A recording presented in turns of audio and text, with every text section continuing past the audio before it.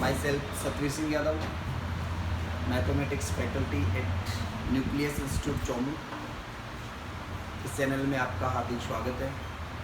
देखो बेटा, आज अपन क्लास 9th इंग्लिश मीडियम के लिए एक डायनामिक टॉपिक ट्रिगोनोमेट्री लेके चल रहे हैं। बेटा, ये आपने क्लास 8 तक ये टॉपिक नहीं पढ़ा होगा, आपको 9th क्लास में ये टॉपिक देखने को मिलेगा। सबसे अलग टॉपिक है। मैं इस टॉपिक का बेसिक लेवल से आपको बहुत हाई लेवल तक लेके चलूँगा। मैं आपको बता देता हूँ कि आगे अपना सिस्टम क्या है, कौन सी चीज़ पढ़ाई जाएगी, कहाँ तक पढ़ाई जाएगी, प्री फाउंडेशन में क्या क्या हम कर आपको अवेलेबल करवा रहे हैं। देखो, जो हम अवेलेबल करवा रहे हैं वो ये चीज़ें हैं बेटा। आपको जो राजस्थान बोर्ड की जो RBSC की बुक है, बुक के साथ में हम लोग आपको आर डी शर्मा के क्वेश्चन के साथ साथ आपको हमारे इंस्टीट्यूट की DPP मिलती है। Doubt of problem practice paper होता है बेटा, उसमें हर टॉपिक की कम से कम आपको 50 से 60 क्वेश्चन मिलते हैं। वो ऑब्जेक्टिव क्वेश्चन आपको मिलेंगे। RD शर्मा अपन साथ में चलेंगे और इसके साथ में अपन RBSC की बुक भी साथ में लेकर चलते हैं। ये तो हो गया बेटा बात ये कि अपन अपने इंस्टीट्यूट से अपने को क्या क्या मिलने वाला है।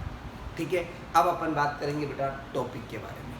ट्रिगोनोमेट्री टॉपिक अपन लेके चल रहे हैं। ट्रिगोनोमेट्री रेशियो आपने बेटा अभी तक 8th में नहीं पढ़ा होगा, 9th में पढ़ रहे हैं। मैं आपको बता देता हूँ ट्रिगोनोमेट्री रेशियो कहाँ पर यूज किया जाता है बेटा। इसका मीन्स अपने को यूज कहाँ करना है। देखो, ये ट्रिगोनोमेट्री रेशियो बेटा, ट्रिगोनोमेट्री जो अपने पास में ट्राइंगल होता है, उस ट्राइंगल के साइड रेशियो और एंगल के बीच एक रिलेशन का काम करता है। ट्रिगोनोमेट्री क्या काम करती है बेटा, जो ट्राइंगल होता है ना, राइट एंगल ट्राइंगल होता है, उसकी 3 साइड्स होती हैं, 3 एंगल्स होते हैं बेटा। उन 3 एंगल्स और साइड के साथ में ये क्या करता है, एक रिलेशन बनवाता है। इनके बीच एक रिलेशन का काम करता है बेटा। देखो, 3 साइड अपने पास ABC, AB, BC और AC अपने पास 3 साइड है बेटा। 3 साइड एक दूसरे से राइट एंगल ट्राइंगल बना रही हैं, तो इसका मतलब राइट एंगल ट्राइंगल बना रही हैं तो पक्का है, कन्फर्म है कि अपने पास क्या बनाएंगे, एंगल भी बनाएंगे। तो 3 एंगल बन रहे हैं। इस साइड के बीच और इस एंगल के बीच, दोनों के बीच जो रिलेशन का काम करती है वो कौन करती है बेटा, ट्रिगोनोमेट्रिक करती है। ट्रिगोनोमेट्रिक काम करती है रिलेशन बनाने का। अब मैं बात कर रहा हूँ कि ये किस पे यूज की जाती है, ये राइट एंगल ट्राइंगल पे यूज की जाती है। ट्रिगोनोमेट्री रेशियो किस पे यूज किया जाएगा बेटा, राइट एंगल ट्राइंगल पे किया जाएगा। यूज राइट एंगल ट्राइंगल पे किया जाएगा, लेकिन ट्रिगोनोमेट्री रेशियो की कोई वैल्यू यदि अपने को निकालनी है, फंक्शन की कोई वैल्यू निकालनी है, तो अपन एक्यूट एंगल पे भी निकाल सकते हैं। अपने पास 2 एक्यूट एंगल 90 से जितने भी कम एंगल होते हैं वो क्या कहलाते हैं बेटा, एक्यूट 90 एंगल को अपन राइट एंगल ट्राइंगल बोलते हैं। जिस ट्राइंगल का एक एंगल क्या निकले बेटा, राइट एंगल ट्राइंगल होता है, 90 होता है, उसको अपन क्या बोलते हैं बेटा, राइट एंगल ट्राइंगल बोलते हैं। अपने पास देखो 3 साइड होती है, और वो जो 3 साइड राइट एंगल ट्राइंगल की जो 3 साइड्स होती है, जो अभी मैं बात कर रहा था AB, BC और AC, इन AB, BC, AC में कोई ना कोई वैल्यू का नाम होता है। भाई अपने पास वो 3 साइड होती कौन सी, क्या नाम है उनका, उनके नेम से बेटा परपेंडिकुलर होता है, बेस होता है, हाइपोटेन्यूस होता है। एक होता है परपेंडिकुलर, एक होता है बेस और एक होता है हाइपोटेन्यूस। देखो बेटा, हाइपोटेन्यूस, परपेंडिकुलर और बेस, मैं इस डायग्राम में पहले से फॉलो कर रखा हूँ, बना रखा हूँ, गिवन दे रखा है मान मैंने। तो देखो होता क्या है बेटा, देखो कैसे अपन इस ट्रायंगल एंगल के अकॉर्डिंग किसको तो अपन परपेंडिकुलर कह सकते हैं, किसको अपन बेस बोल सकते हैं, किसको अपन हाइपोटेन्यूस बोल सकते हैं। एक बार यहाँ आएंगे, यहाँ पर यदि मैं एंगल की बात करूँ बेटा कि मेरे पास B एंगल राइट एंगल है, और B एंगल के अकॉर्डिंग आप मुझे इस ट्रायंगल की तीनों साइड में जो 3 साइड्स अपने को दे रखी हैं, 3 साइड्स में से अपने को बताना है कि कौन सा बेस है, कौन सा परपेंडिकुलर और कौन सा हाइपोटेन्यूस है। तो मैं बता देता हूँ बेटा एंगल के अकॉर्डिंग। देखिए, तो जो एक बार मैं थोड़ा सिंपली ट्रिक्स टाइप में बता रहा हूँ। एंगल के अकॉर्डिंग जो ये पड़ा है, ये साइड पड़ा है, एंगल के अकॉर्डिंग जो साइड पड़ा है, इसको अपन बेटा बेस बोलते हैं। इसके सापेक्ष जो खड़ा है, जो साइड खड़ा है सीधा स्टड है, जो स्टड है वो क्या बोलाएगा बेटा, परपेंडिकुलर। जो पैरेलल है, एंगल के अकॉर्डिंग पैरेलल है, बेस होगा। जो सीधा खड़ा है, ठीक है बेटा, इसका मतलब स्ट्रेट एज से, तो वो क्या कहलाएगा, परपेंडिकुलर। सबसे लेंथली साइड जो होती है या राइट एंगल के अपोजिट साइड होती है, राइट एंगल के अपोजिट जो साइड होती है वो होती है बेटा हाइपोटेनियस। ठीक है बेटा, इसको राइट एंगल के अपोजिट साइड हाइपोटेनियस होती है। एंगल से अपने पास में यदि वो राइट एंगल पे खड़ी है, 90 पे खड़ी है, यदि खड़ी है तो वो क्या कहलाएगा, परपेंडिकुलर। वो यदि पैरेलल है तो क्या कहलाएगा बेटा, बेस। ये हो गया अपना बी एंगल के अकॉर्डिंग। सी एंगल के अकॉर्डिंग भी यही होगा, ये बेस होगा, ये परपेंडिकुलर होगा और वही राइट एंगल के अपोजिट साइड हाइपोटेनियस। देखो बेटा, जैसे जैसे एंगल चेंज होता है, एंगल जैसे जैसे चेंज होगा, साइड में केवल परपेंडिकुलर और बेस चेंज हो सकता है, हाइपोटेनियस कभी चेंज नहीं होता है। हाइपोटेनियस नो चेंज साइड होती है बेटा, ये फिक्स होता है कि राइट एंगल के सामने होता है, अपोजिट एंगल साइड होती है, इसलिए बेटा ये चेंज कभी नहीं होता है, केवल चेंज होता है बेस और परपेंडिकुलर। अब देखो, बेस और परपेंडिकुलर इस एंगल पे और इस एंगल पे तो चेंजिंग नहीं है, लेकिन कौन से एंगल पे आएगा, जैसे अपन ऊपर वाले ए एंगल पे जाते हैं बेटा, जैसे ही ऊपर वाले ए एंगल पे जाते हैं तो उसके अकॉर्डिंग अपन देखें तो इसके अकॉर्डिंग बेटा ये जो परपेंडिकुलर था वो तो क्या बन जाएगा, बेस, और जो बेस था वो क्या बन जाएगा, परपेंडिकुलर। लेकिन हाइपोटेनियस में कोई नो इफेक्ट रहेगा बेटा, कोई इफेक्ट नहीं पड़ेगा, जो हाइपोटेनियस है वो हाइपोटेनियस रहेगा, पहले जैसे था। मैंने पहले भी ये कहा है कि हाइपोटेनियस नो चेंज साइड होती है बेटा, ये कभी चेंज नहीं होती। जैसे जैसे एंगल अपने पास जैसे जैसे बदल रहा है, जैसे जैसे चेंज हो रहा है अपने पास में एंगल, उसके अकॉर्डिंग केवल साइड ही चेंज हो रहा है। कभी भी हाइपोटेनियस में ये वाली चीज़ें साइड चेंज नहीं होंगी, हाइपोटेनियस चेंज नहीं होता, सिर्फ परपेंडिकुलर और बेस चेंज होता है। तो शायद एंगल के अकॉर्डिंग, बी के अकॉर्डिंग ये बेस, ये परपेंडिकुलर और ये हाइपोटेनियस। सी के अकॉर्डिंग देखें तो ये बेस, ये परपेंडिकुलर, ये हाइपोटेनियस, कोई चेंज नहीं है बी पे और सी पे। यदि ए एंगल के अकॉर्डिंग देखा जाएगा तो ए के अकॉर्डिंग बेटा ये तो होगा बेस, परपेंडिकुलर की जगह क्या हो जाएगा, बेस, और ये क्या हो जाएगा, परपेंडिकुलर, बेस की जगह परपेंडिकुलर, हाइपोटेनियस की जगह हाइपोटेनियस रहेगा, नो चेंज साइड है ये। ठीक है बेटा, तो ऐसे ही मैं यहाँ पर बात कर रहा था, अपने पास में जो बी एंगल था, बी एंगल के अकॉर्डिंग इसको अपन ने बेस बोल दिया, मैं बी के और सी का एक ही बात है, तो मैं यहाँ बी के अकॉर्डिंग देख रहा हूँ, ये बेस हो गया जिसको अपन बी से डिनोट करते हैं, ये परपेंडिकुलर हो गया, इसको पी से डिनोट करते हैं, ये साइड परपेंडिकुलर है, इसको पी से डिनोट करते हैं। ये बेटा अपना हाइपोटेनियस है, हाइपोटेनियस को अपन एस से डिनोट करते हैं, जो राइट एंगल के अपोजिट साइड होती है। ये तो हो गया अपना कि अपने पास में जो राइट एंगल होते हैं बेटा, राइट एंगल ट्राइंगल में थ्री साइड कौन कौन है, तो थ्री साइड के नेम अपने पास हो गए, उनको अपन रख सकते हैं कि ट्राइंगल के अकॉर्डिंग, ट्राइंगल में एंगल के अकॉर्डिंग कौन सी साइड परपेंडिकुलर हो सकती है, कौन सी बेस हो सकती है और कौन सी हाइपोटेनियस हो सकती है। तो ये चीज़ तो अपने पास में फाइंड आउट हो चुका है। शायद आपको भी पता चल गया होगा कि अपन आराम से डायग्राम को देखते ही अपन बता सकते हैं कि कौन सी साइड हाइपोटेनियस होगी, कौन सा परपेंडिकुलर होगा और कौन सा बेस होगा। मैं आपको एक दो डायग्राम के लिए और देखो, अपन अलग अलग टाइप के डायग्राम यहाँ आ सकते हैं अपने पास में। देखो अलग अलग टाइप के डायग्राम क्या क्या आ सकते हैं, जैसे डायग्राम का जो शेडो है वो बदल सकता है। मान लो डायग्राम का शेडो यू टाइप से आ गया अपने पास में, ठीक है, ये अपने पास बी एंगल जो राइट एंगल है ये ए आ गया, ये सी आ गया, ठीक है। अपने को कहा जाए कि बी एंगल के अकॉर्डिंग आपको बताना है कि कौन सा परपेंडिकुलर, कौन सा बेस और कौन सा हाइपोटेनियस। सीधा राइट एंगल के अपोजिट हाइपोटेनियस, कंप्लीट हो चुका, ठीक है। मैंने कहा था पढ़ा पैरेलल, एंगल के पैरेलल साइड ये हो गई, इसका मतलब ये हमेशा क्या होगा, बेस। ये वाला क्या है, स्टड है, एंगल के अकॉर्डिंग स्टड आ रहा है, इसका मतलब परपेंडिकुलर हो गया। पड़ा बेस, खड़ा परपेंडिकुलर, सामने वाला या सबसे लेंथली या राइट एंगल के अपोजिट साइड क्या हो गई बेटा, हाइपोटेनियस। ए पे भी बेस, परपेंडिकुलर, हाइपोटेनियस। चेंज कहाँ आएगा, सी पे पैरेलल, ये स्टड है, तो ये क्या हो जाएगा बेटा, बेस। कौन से एंगल के अकॉर्डिंग, सी एंगल के अकॉर्डिंग बात करें तो ये बेस, ये क्या हो जाएगा बेटा, परपेंडिकुलर, और ये क्या हो जाएगा, हाइपोटेनियस। देखो सी एंगल के पड़ा खड़ा, पड़ा इसको ऐसे घुमाएंगे बेटा, ये यू चला जाएगा, तो ये बी कहाँ आएगा, यहाँ, ये सी यहाँ, और ये ए यहाँ। इसका मतलब बी सी के अकॉर्डिंग ये क्या होगा बेटा, बेस। ये ए बी परपेंडिकुलर और ये हाइपोटेनियस। ठीक है बेटा, तो ऐसे अपने पास में डायग्राम चेंज भी हो सकते हैं। डायग्राम के अकॉर्डिंग अपने को ध्यान रखना है कि कौन से एंगल के अकॉर्डिंग अपने को साइड रेशियो पूछ रहा है। तो अपन ये तो हो गई साइड बता कि अपन ट्राइंगल राइट एंगल ट्राइंगल में साइड को कैसे बता सकते हैं, अपने को शायद पता चल गया।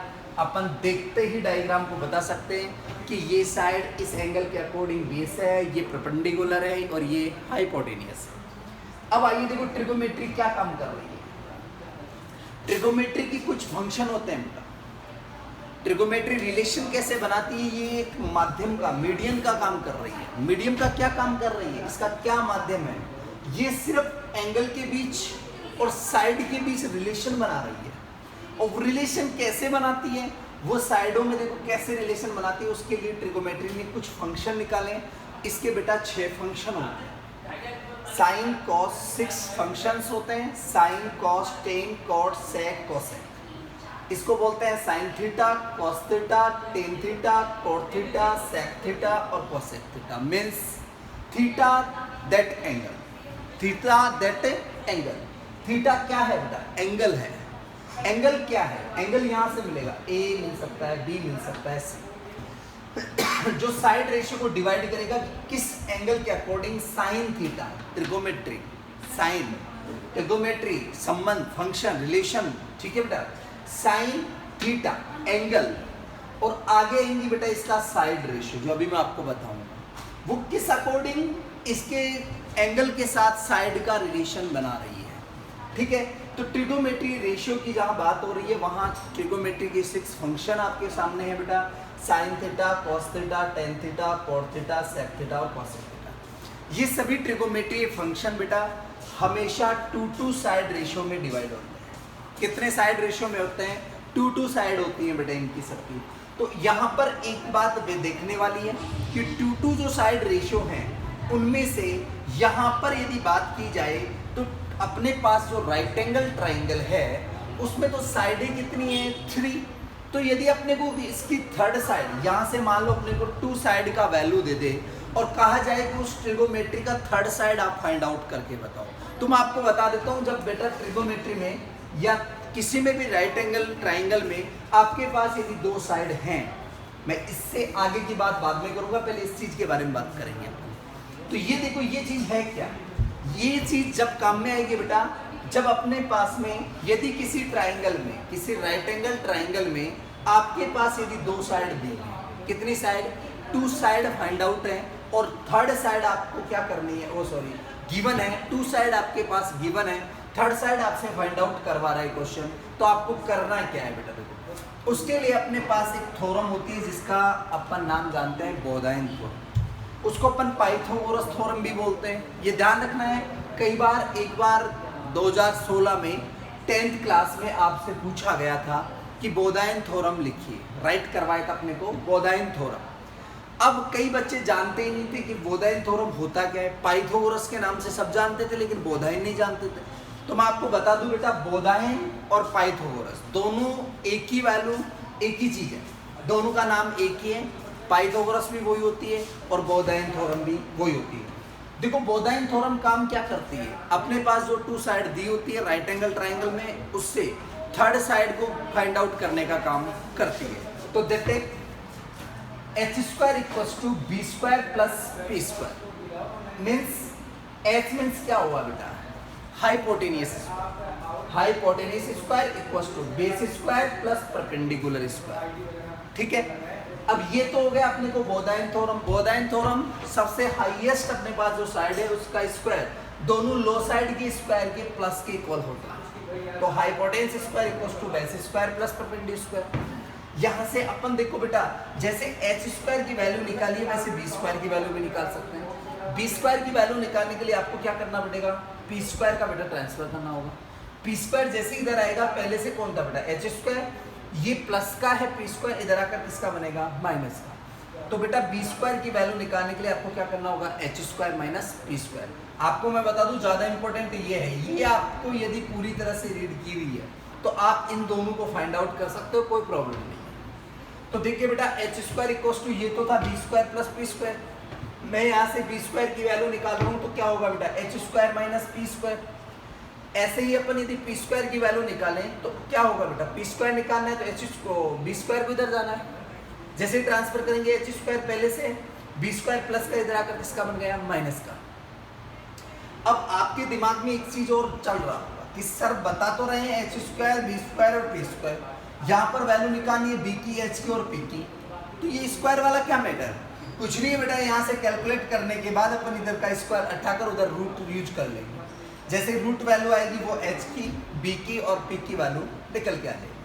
तो आपको बोधायन थ्योरम का पता चला, पाइथागोरस थ्योरम या बोधायन थ्योरम यदि आपसे पूछे क्वेश्चन तो आपको बताना है कि hypotenuse square equals to base square plus perpendicular square. तो इसको अपन शॉर्ट में कहते हैं H square equals to B square plus P square, ठीक है। तो देखिए ये तो हो गया अपना, जब अपने पास राइट एंगल ट्राइंगल दिया हो, उसकी दो साइड फाइंड आउट हो, थर्ड साइड यदि अपने को फाइंड आउट करनी हो, टू साइड गिवन हो, थर्ड साइड अपने को फाइंड आउट करनी हो, तो उसके लिए अपन यूज करते हैं बोधायन थ्योरम या पाइथागोरस थ्योरम, ठीक है बेटा। ये हो गई अपने बोधायन थ्योरम का मतलब H square equals to B square plus P square. यहाँ से बी स्क्वायर की वैल्यू भी फाइंड आउट कर सकते हैं, यहाँ से अपन पी स्क्वायर की वैल्यू भी फाइंड आउट कर सकते हैं। ये तो हो गया अपना मैटर बेटा, जब टू साइड गिवन हो, थर्ड साइड फाइंड आउट करनी हो। अब ये रिलेशन किस अकॉर्डिंग बनाता है, उसके लिए अपन यहाँ से निकालेंगे साइड रेशियो। देखो ट्रिगोमेट्री साइड रेशियो क्या होता है, कैसे निकाला जाएगा, कौन सा ट्रिगोमेट्री फंक्शन कौन सी साइड के साथ या साइड रेशियो के साथ में रिलेशन बना रहा है। उसके लिए देखो मैं आपके सामने एक ट्रिक्स लिखी है, P B P upon H H B. यहां पर जो P B P upon H H B कोई विशेष चीज नहीं है बेटा। पी वही परपेंडिकुलर है, वो बी वही बेस है, वो पी वही परपेंडिकुलर, वही एच हाइपोटेनियस, वही एच हाइपोटेनियस और वही बी बेस। आपको ऊपर लिखना है P B P, pub upon hub, pub upon hub, ऊपर pub, P B P pub upon hub, H H B. ये चीजें क्या है बेटा, अपने को वही साइड रेशियो बनाने के लिए ट्रिक्स यूज कर सकते हैं। यू का यू, देखो मैं बताता हूँ ये जो साइड रेशियो होते हैं उनमें रियल फंक्शन होते हैं, 3 तो रियल फंक्शन है इसके, ट्रिगोमेट्री के 3 रियल फंक्शन होते हैं, साइन कॉस टेन, ठीक है। और एंटी जो रियल फंक्शन होते हैं वो क्या बनते हैं, साइन के अकॉर्डिंग कॉस का फ्रेंडली व्यवहार होता है। नॉर्मली समझो इसको, साइन का फ्रेंडली व्यवहार कॉसेक से, कॉस का फ्रेंडली व्यवहार सेक से, और टेन का कोट के साथ में फ्रेंडली है। साइन का फ्रेंड कॉसेक, कॉस का फ्रेंड सेक और टेन का फ्रेंड कॉसेक। क्या रिलेशन होता है इन फ्रेंडों के बीच, देखो सबसे पहले मैं आज ट्रिगोमेट्री को अपन एक किंग मान लेते हैं, किंग है हमारा, लेट ट्रिगोमेट्री किंग है और उसके सन्स है अपने पास साइन कॉस और टेन। इन तीनों सन के फ्रेंड है कोट सेक और कोसेक, और मैं कहता हूँ साइन का जो फ्रेंड्स है वो क्या है, कोसेक, कॉस का है सेक और टेन का है कोट।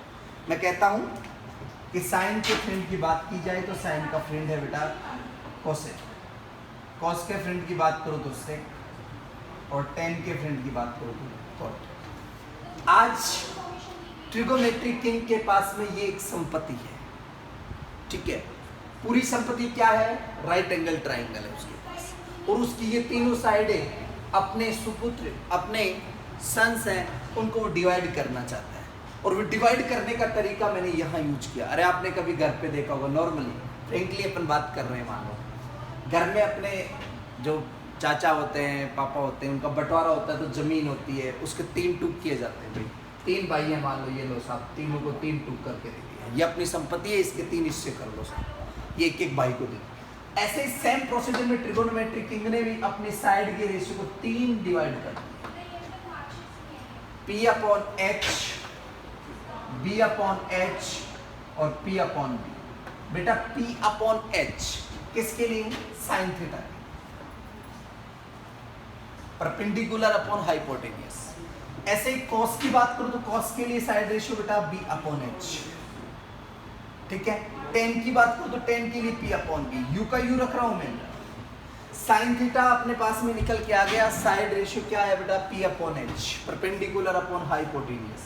कॉस थीटा की बात करूं तो क्या है, बेस अपॉन हाइपोटेनियस। और टेन थीटा की बात करूं तो क्या है बेटा, परपेंडिकुलर अपॉन बेस। अब अपन इनके फ्रेंड्स की बात करते हैं। क्या है इनके बीच जो रिलेशन होता है वो होता है क्या बेटा, अपने को इनको कुछ नहीं करना, जो साइन की वैल्यू इसको इंटरचेंज करना है। नीचे वाली वैल्यू ऊपर चली जाएगी, ऊपर वाली वैल्यू नीचे, और किसकी वैल्यू निकल के आ जाएगी बेटा, कॉसेक थीटा की वैल्यू निकल। साइन की वैल्यू क्या है, P अपॉन H, और इंटरचेंज करेंगे तो क्या बनेगा बेटा, H अपॉन P, मतलब हाइपोटेन्स अपॉन परपेंडिकुलर। सेम कॉस के साथ सेक का जो फ्रेंडली व्यवहार है वो क्या है बेटा, इसकी जो वैल्यू है वो भी क्या हो जाएगी, इंटरचेंज, नीचे वाला ऊपर, H ऊपर B नीचे, हाइपोटेन्स अपॉन बेस। ऐसे ही टेन थीटा क्या है, P अपॉन B है। ऐसे ही इंटरचेंज करेंगे तो क्या बनेगा बेटा, B अपॉन B। ये फिर टोटल साइड रेशियो हो गई। यहाँ से भी मैंने जो ट्रिक्स बनाई है उस ट्रिक्स में भी यही आ रहा है। देखो ये sine P upon H, cos B upon H, tan P upon B, यहाँ से सारी चीजें निकाल सकते हैं, हर वैल्यू। कॉट यहाँ से जहाँ नेम है वहीं से start, B upon P, sec theta H upon B, sorry यहाँ से मैंने उल्टा नहीं किया इसको, वैल्यू B अपॉन H और यहाँ से निकल के आ रही है H अपॉन B, राइट है। यहाँ से देखो ये वैल्यू सही है, बिल्कुल राइट है, sec theta H upon B, ठीक है बेटा। कॉसेक थीटा की बात करेंगे तो क्या आएगा, H अपॉन P, सही है, वैल्यू बिल्कुल करेक्ट है। साइन की वैल्यू ऊपर से, कॉस की वैल्यू ऊपर से, टेन की वैल्यू ऊपर से, जैसे ही कोट आए तो नीचे से ऊपर, ठीक है।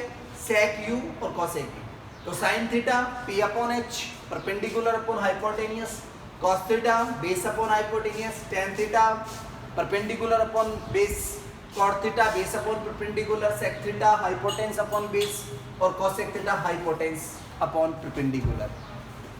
अब देखो बेटा आगे क्या होता है, सेम प्रोसीजर है, जैसे ये साइड रेशियो है वैसे ट्रिगोमेट्री फंक्शन के अकॉर्डिंग भी होते हैं। साइन के अकॉर्डिंग कोसेक का क्या रिलेशन है, कि साइन के अकॉर्डिंग कोसेक एक दूसरे के इंटरचेंज हो रहे हैं। तो अपन यदि साइन को इक्वल करना चाहते हैं कोसेक को, साइन के इक्वल किसको करना चाहते हैं, कोसेक को, तो अपन क्या करेंगे, कोसेक को इंटरचेंज कर देंगे। इंटरचेंज करेंगे तो साइन थीटा इक्वल्स टू क्या बनेगा, 1 अपॉन कोसेक थीटा, ये फॉर्मूला बना रहा हूं मैं, तो sine theta equals to formula बन गया 1 upon cosec theta. Same procedure में देखो आगे चलते हैं, तो कोस थीटा किसके साथ, सेक थीटा के अकॉर्डिंग, तो सेक थीटा कोस का क्या हो जाएगा बेटा, इंटरचेंज होगा तो क्या बनेगा 1 अपॉन सेक थीटा।